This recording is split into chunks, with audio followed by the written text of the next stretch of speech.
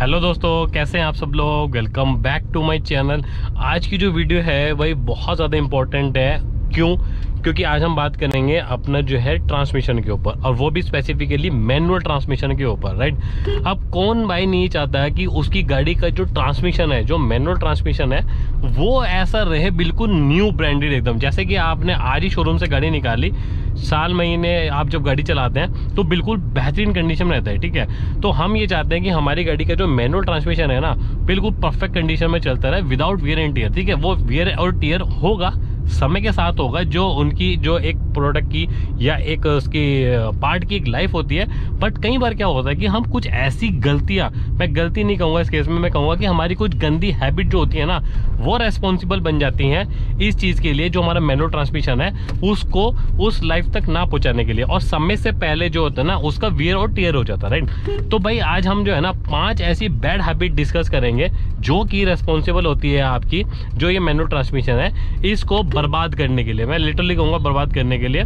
तो भाई प्लीज़, अगर आप लोगों को वीडियो पसंद आती है तो वीडियो को लाइक, शेयर और चैनल को सब्सक्राइब आप जरूर कर लेना। तो सबसे पहले जो हमारी हैबिट होती है ना, वो क्या कि आपने देखा होगा कई लोगों को यहाँ पे जैसे ही गियर शिफ्ट करते हैं, गियर शिफ्ट करने के बाद ये जो आपका गियर लीवर है इसके ऊपर हाथ रख के आराम से ना इसके ऊपर रख के छोड़ देते हैं, ठीक है। और फिर जब मान लो आपको गियर चेंज करना हुआ, इसी पे रख के गियर चेंज किया और इसी पे हाथ रख के आराम से छोड़ दिया, ठीक है। भाई ये कोई स्टैंड नहीं है, या यहाँ पे कुछ ऐसा कुछ प्रावधान नहीं है कि आपको जो अपना हाथ है ना वो इसी पे रख के आराम से आराम फरमाओ, ठीक है। अगर आपकी गाड़ी में साइड में ये जो आर्मरेस्ट है ये नहीं दिया गया है, फिर भी आप उसको हाथ वहाँ पे मत रखो, साइड में आप आराम से हाथ रख सकते हो। अब मैं आपको बताता हूँ कि इसके ऊपर अगर आप हाथ ऐसा रख के गाड़ी चलाते हो उसका कितना बड़ा नुकसान होता है। तो देखो भाई, जब आप अपना हाथ इसके ऊपर रखते हो तो एक छोटा सा प्रेशर जो होता है ना वो इसके ऊपर क्रिएट होता है, ठीक है। अननेसेसरी का प्रेशर इसके ऊपर बिल्डअप होगा, जिसके कारण क्या होगा, ये जो आपकी जो गियर लीवर है शुरू के समय में इसमें फ़र्क नहीं पड़ेगा, लेकिन टाइम टू टाइम जैसे ही निकलेगा और आपकी आदत बन जाएगी तो ये एक्स्ट्रा प्रेशर जब बनेगा तो जो ये लीवर स्टिक होती है ना, ये नीचे की तरफ आपका जो है जोर डालती है। अगर आपने और प्रेशर डाल दिया तो नीचे की तरफ दबेगी, ठीक है। तो इसमें आपका जो फॉक शिफ्टर होता है ना और जो आपका गियर सिलेक्टर होता है उसके ऊपर इसका प्रेशर पड़ेगा, ठीक है।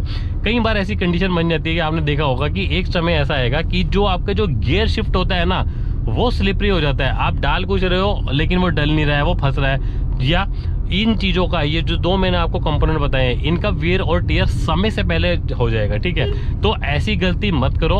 हमें शुरू में लगता है कि इसका कुछ भी जो है नुकसान नहीं होता है, बट प्लीज़ आपकी जो अगर आदत बनी हुई है कि अगर आप इस पर हाथ आराम से रख के फरमा रहे हो तो इसको जो है इसके ऊपर एक्स्ट्रा प्रेशर मत रखो, साइड में आराम से आप अपना हाथ रख के रख सकते हो, राइट। नंबर 1। नंबर 2 हमारी हैबिट क्या है, इसी से रिलेटेड है। देखो, जब भी आप अपनी गाड़ी का क्लच दबाते हो, राइट, अभी जैसे क्लच प्रेस किया मैंने, गियर शिफ्ट किया, ठीक है। अब मान लो मोस्ट ऑफ द गाड़ी जो होती है ना उनमें जो साइड में डेड पेडल आता है, ठीक है, लेकिन फिर भी कुछ गाड़ियों में डेड पेडल नहीं आता जहाँ पे अपना पैर आप रख सकते हो। तो हम लोग क्या करते हैं भाई कि अपना जो पैर है ना, जैसे ही आपने क्लच दबाया तो क्लच के ऊपर ही पैर रख के उसको आराम से छोड़ देते हैं, ठीक है। तो वो आपका एज ए डेड पेडल की तरह काम करेगा, और जब दबाना होगा उसी को दबा दो, उसी को छोड़ दो।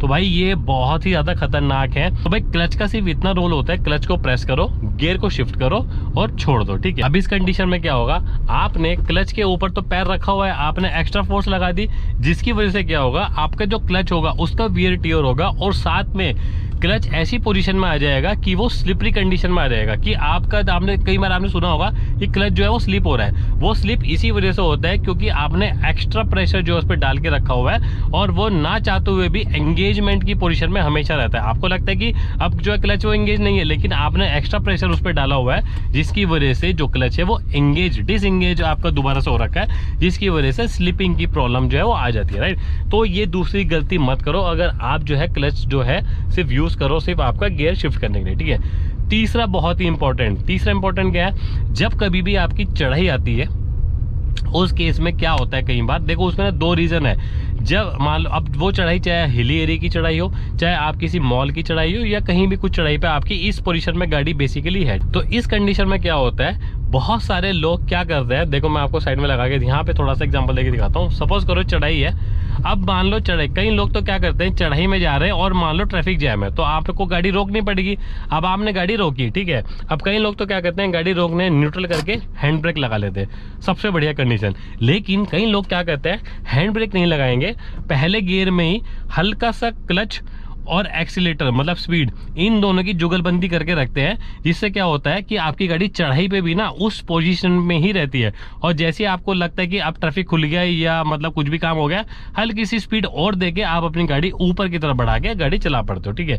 ये इतनी ज्यादा वर्स्ट कंडीशन होती है आपके क्लच के लिए, क्लच आपका इससे बर्बाद हो जाएगा, लिटरली बर्बाद हो जाएगा, क्योंकि उस पर इतना ज्यादा अननेसेसरी का लोड पड़ता है आपके ट्रांसमिशन के ऊपर, इसकी कोई हद नहीं है बिल्कुल भी, ठीक है। तो इस कंडीशन में आप क्या करो, अगर आपको लगता है कि गाड़ी चढ़ाई पे रुक रही है तो उसको न्यूट्रल करके और हैंड ब्रेक अप्लाई करके आप अपनी गाड़ी को रोक लो।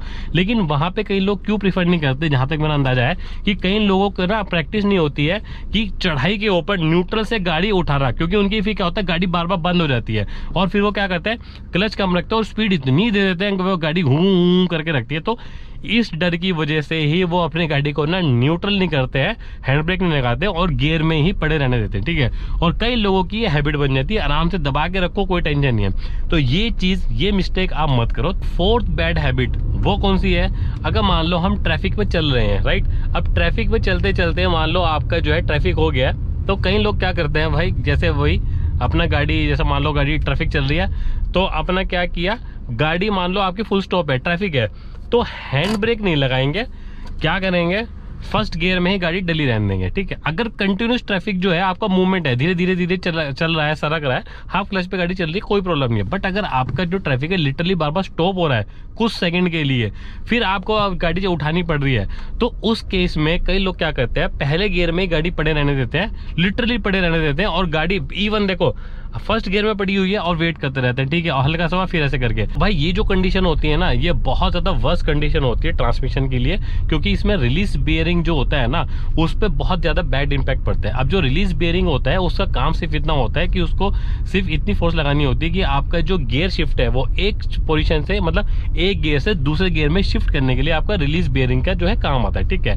लेकिन अब क्या होता है कि वो शॉर्ट इंटरवल के लिए आपने क्लच दबाया, एक गियर से दूसरे गियर में गाड़ी शिफ्ट करी, सिर्फ कुछ सेकंड के लिए ही वो आप उसका रोल होता है। लेकिन जब हम अपना कंटिन्यूअस जो है क्लच दबा के रखते हैं और गाड़ी फर्स्ट गियर में पड़ी रहती है ट्रैफिक के अंदर, वो कंटिन्यूअस एंगेज रहता है, तो उसके ऊपर अननेसेसरी की जो होती है फोर्स पैदा होती है, जिसकी वजह से वो डैमेज हो सकता है, ठीक है। तो ये एक जो है बैड हैबिट है जिसमें आपका जो पूरा क्लच वगैरह खराब होगा और आपका ट्रांसमिशन पे इफेक्ट पड़ेगा, right. Last but not least आपका फिफ्थ पॉइंट क्या है, आपने कई बार लोगों को देखा होगा, जैसे मान लो गाड़ी चला रहे हैं, जैसे अब मान लो मैंने सेकंड गियर में, अब थर्ड गियर में डालनी है, क्लच एकदम दबाओगे फुल एकदम, ठीक है, अब मान लो एकदम फिर एकदम दबा के फिर फोर्थ में एकदम, ठीक है। मतलब क्या है कि एकदम जो क्लच है ना उसे एकदम पैर मतलब एकदम जोर से हिट मार के और एकदम से फटाफट गियर जो है शिफ्ट करते हैं। उससे क्या होता है कि लोग सोचते हैं कि यार फटाफट गियर शिफ्ट करने से ना जो एफिशिएंसी है, हमारी एफिशिएंसी वो बेटर रहेगी, ठीक है। भाई उससे कुछ नहीं होता, उससे अननेसेसरी का आपका जो लोड है, आपका जो पूरा गियर लीवर के ऊपर, आपका फॉक सेलेक्टर के ऊपर, आपका जो क्लच है उसके ऊपर इतना ज्यादा प्रेशर आता है, ये सब के सब आपके जो पार्ट्स होते हैं उनका बहुत ज्यादा समय से पहले वियर और टियर होगा, राइट। तो ये बिल्कुल भी उसके हेल्थ के लिए अच्छा नहीं है। और उससे नुकसान सबसे ज्यादा क्या होगा कि जो आपकी सवारी बैठी है, जो को पैसेंजर बैठे हैं, उनको क्या लगेगा झटका।